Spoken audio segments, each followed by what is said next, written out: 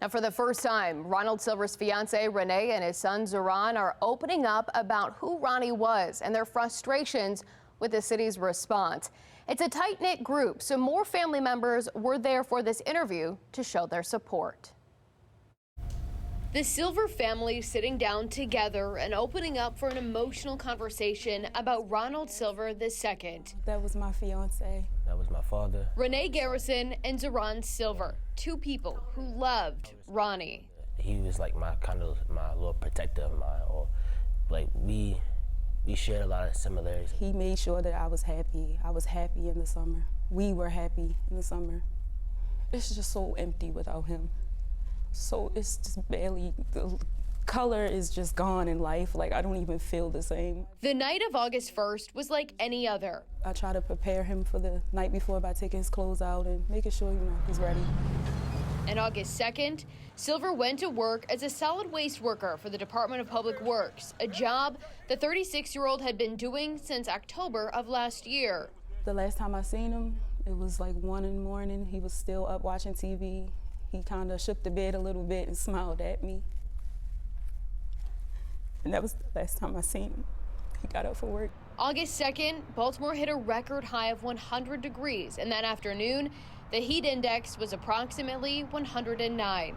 Witnesses telling Fox 45 News Silver knocked on her door, desperate for help, while on his route in Baltimore's Barclay neighborhood. I ran to the kitchen and got like a Stanley worth of water and brought it out. And I'm like, do you need help? Do you need help? Because at that time, once I was coming back to the door, I saw him fall. The witness called 911 and started performing CPR. I was just heartbroken that no one helped him sooner. He had to struggle up my steps to ask for help. His coworker, his supervisors, no one else offered him help. Silver was taken to the hospital, and Garrison got a call at work. I just was a little confused how he couldn't speak and why he couldn't give the hospital his name. Were you able to talk to him? No, he was gone already. For Silver's son, who's now a junior in high school, he was trying to reach other family members. And finally, he got the unimaginable news. Za'Ron, your father is gone. I'm like, I remember going through it, I was like, yo, you gotta be joking, you playing with me. And it took for me, really process that. I'm like, yo, my father's gone. I just lost my father. The football player says he had just talked to his dad the night before, and the two had a plan to get his physical done so he could suit up for Polly's football team in the fall. Before hanging up the phone, we had that little thing we do at the end of the phone calls. I remember we do this all the time at the phone calls. It'd be like this: I love you more, I love you the most. And then I remember he got the last one because it was I love you. I was like, I love you. He said, I love you, you more.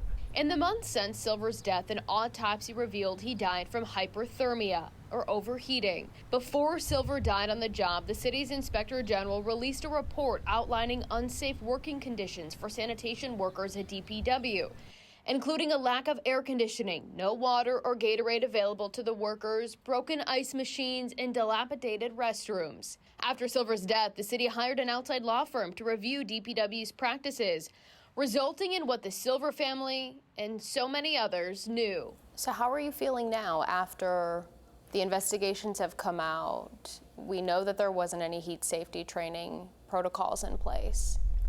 I'm extremely sad. It is just really, it's really unbelievable that things like this can occur in this time of day. It's 2024, and my man died at work.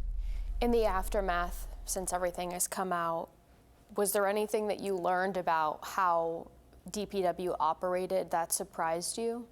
It's clear to us that it's a pattern that occurs within, the company.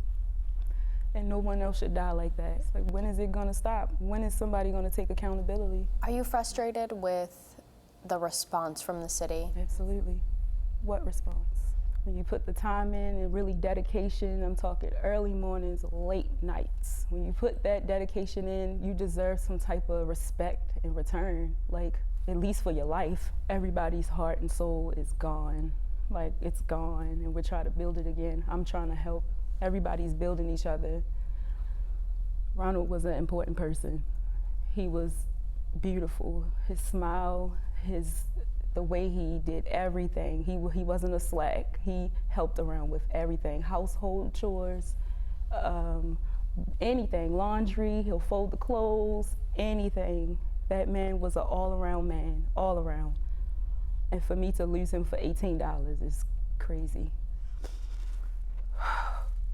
It's really outrageous. There's nothing else to describe it, just outrageous and unnecessary. He should still be here. He should be here.